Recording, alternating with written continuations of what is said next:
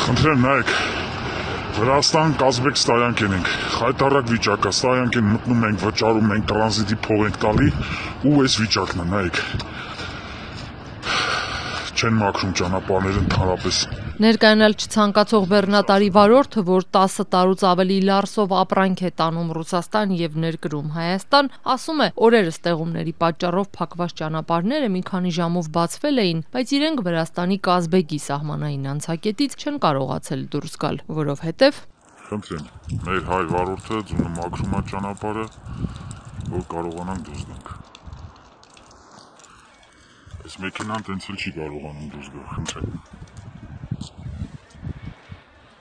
Տեսեք ինչա կատարվում։ Ու ոչ մեկ չկա, մեկին դիմենք, որ հարցին լուծում տան։ Վարորդը ինչքան պիտի տանջվի, ինչքան մեքենան տանջի, որ կարողանա դուրս գա։ Ամբողջ գիշեր այս ճանապարհը մաքրել ենք, որ կարողանան մեքենաները դուրս գան։ Խնդրեմ, նայեք։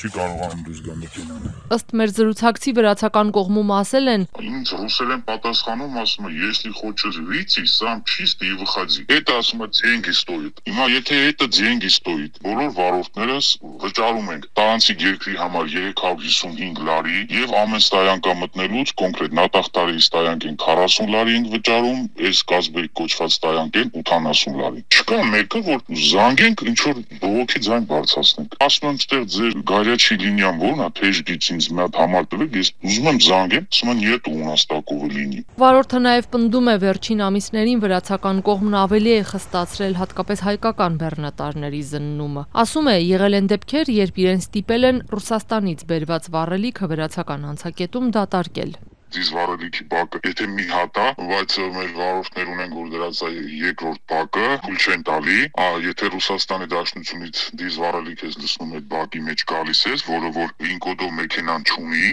դատարկել են տալի այդ սայլարկեն ու տուգանում են։ Ասում է, ուզում ես տանես, արի Վրաստանից դիզվառելիքը տար, դնում ենք մեքենայի վրա երկրորդ բակ, ուղղակի դիզվառելիքը երիքելու համար, խնդիր չկա, եթե թույլ չեն տալի, հանենք, բայց եթե դիզվառելիքը բերում ենք, ստեղ թափել է տալի, ես տուգանում ասում ուզում ես տալ իմ երկրից արտար, ստեղ արդեն ես տեսնում եմ դիտավորություն։ Ազատությունը դիմել է Վրաստանի ճանապարհային դեպարտամենտին ու հարկային ծառայությանը վարորդների բարձրացրած այս խնդիրների առնչությամբ մեկնաբանություն ստանալու համար։ Ճանապարհային դեպարտամենտից փոխանցել են վատ եղանակի կամ ձնահյուսի վտանգի ժամանակ մաքրող տեխնիկան էլ հնարավոր չէ գործի դնել, իսկ հարկային ծառայությունից խոստացել են ավելի ուշ գրավոր պատասխանել մեր հարցերին։ Բեռնատարի հայ վարորդը մինչդեռ շարունակում է վրացական կողմում խնդիրները հաղթահարելով հասնում են Ռուսաստան ու այնտեղ էլ նոր գլխացավանքի մեջ ընկնում։ Ասում է կիլոմետրեր ձգվող հերթերը հաճախ հնարավոր է լինում արագանցնել, եթե որոշ մարդկանց գումար են վճարում։ Թե ովքեր են այդ մարդիկ ու ինչ գործառույթ են իրականացնում, տեղյակ չէ։ Իդեպ ավելի վաղ այլ վարորդներ եւս Ազատությանը պատմել էին այս խնդրի մասին։ Ռուսական կողմը անցնելուց, եթե դատարկա մեքենան, մի քիչ տենց հեշտությամբ կարողանում ենք անցնել։ Այ հետ գալուց ուղղակի խայտարակ կաշառակերություն։ Միջև գումարը չես տալի, չես գալի հասնում Լարս ստայանքին, որ գաս Հայաստան։ Լարս չասած, այնտեղ նորից ստայանքա կա, մտնում ենք այդ ստայանքին, 1000 ռուբլի վճարում ենք, որ դուրս գանք։ Բայց միջև այդ ստայանքա հասնելը հերթա։ Մարդիկ են, չգիտեմ ովքեր են։ Գալիս են, ով գումարը տալի, հերթից հանում են դուրս, ու միջև այդ ստայանքա տանում են, ստայանքում հարցերը լուծում են, այսպես ասած, այդ դոկումենտացիան կարգավորում են, թղթերը տալիս են քեզ, նորից գումար ես տալի, միջև Լարս ստայանք այնտեղ լույսեր կոչված հատված կա, չհասած այդտեղ տան տեղավորում են, այսպես ասած, որ վարորդը, որ գործատուն ունի այդ հնարավորությունը, որ գումար տա ինքը առանց հերթ գնա գնում է, ով որ չունի օրերով կանգնում սպասում է։ Անվտանգության նկատառումներից ելնելով վարորդը չի ցանկանում իր ինքնությունը բացահայտել, բայց ասում է այնինչ պատմում է ծանոթ է հայկական բեռնատարների գրեթե բոլոր վարորդներին։ Խնդիրները չեն սկսվում ու ավարտվում Վրաստանում եւ Ռուսաստանում, հավելեց Հայաստանում էլ Բագրատաշանի անցակետում են հաճախ օրեր լուսացնում կամ ժամերով սպասում։ Տպավորություն ունի, որ աշխատակիցների պակաս կա։ Քիչ է դեպքերը, երբ անցակետի բոլոր պատուհանների հետևում աշխատողներ լինեն, հիմնականում 2-3 պատուհան է բաց, պատմեց վարորդը։ Բայց ասենք ես ականատես եմ եղել, պատուհաններ կա, այնտեղ քանի հատ, մոտորապես մի 4-5 պատուհան կա, աշխատում է 2 կամ 3 պատուհան կամ 1 պատուհան,